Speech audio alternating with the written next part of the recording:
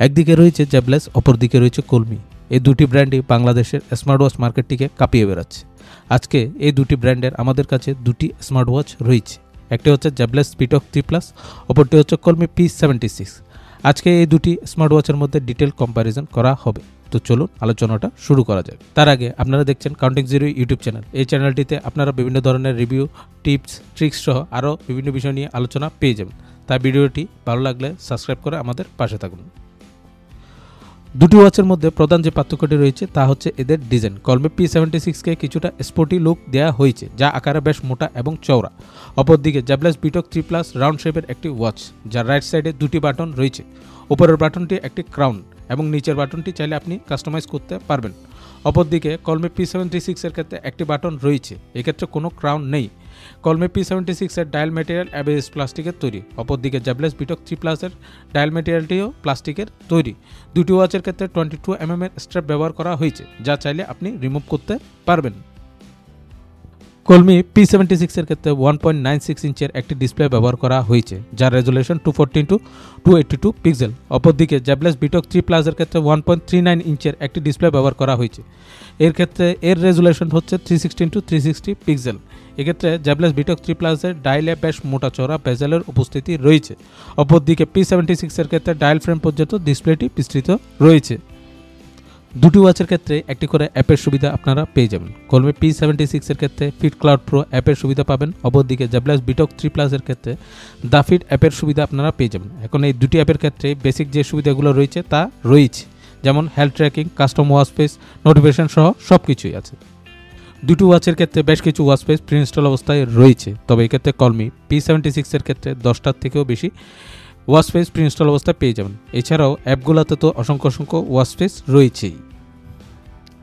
সিকিউরিটির দিক থেকে জ্যাবলেস স্পিটক 3+ কলমি P76 এর থেকে এগিয়ে থাকবে, কারণ এক্ষেত্রে পাসওয়ার্ড সেট করার একটি অপশন রয়েছে, যার মাধ্যমে চাইলে আপনি ওয়াচটিকে লক করতে পারবেন। অপরদিকে কলমি P76 এর ক্ষেত্রে এই ধরনের কোনো অপশন নেই। জ্যাবলেস স্পিটক 3+ এর ক্ষেত্রে 260 mAh এর একটি ব্যাটারি দেওয়া হয়েছে, যার থেকে 3-4 দিনের ব্যাটারি ব্যাকআপ অনায়াসে পেয়ে যাবেন।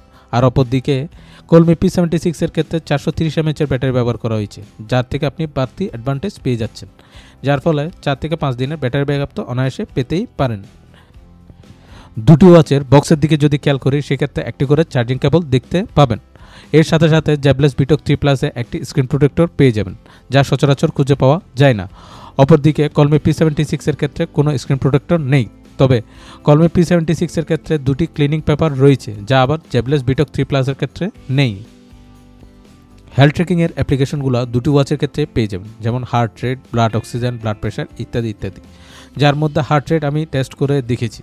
এক্ষেত্রে বলতে হবে দুটি ওয়াচের ক্ষেত্রে অলমোস্ট অ্যাকুরেট ডাটা আমি পেয়েছি।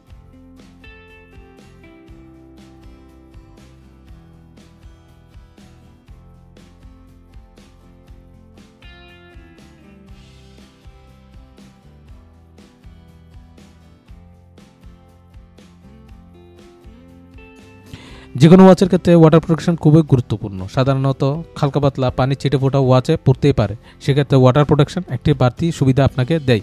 এক্ষেত্রে কলমি P76 এর ক্ষেত্রে 3 ATM এর ওয়াটার প্রোটেকশন রয়েছে। অপরদিকে জ্যাবলেস স্পিটক 3+ এর ক্ষেত্রে রয়েছে IP68 এর ওয়াটার প্রোটেকশন। ওভারঅল দুটো ওয়াচের মধ্যে মেইন যে পার্থক্যটি রয়েছে তা হচ্ছে এদের ডিজাইন। একটিকে কিছুটা স্পোর্টি লুক দেওয়া হয়েছে, অপরটিকে রাউন্ড শেপের করা হয়েছে।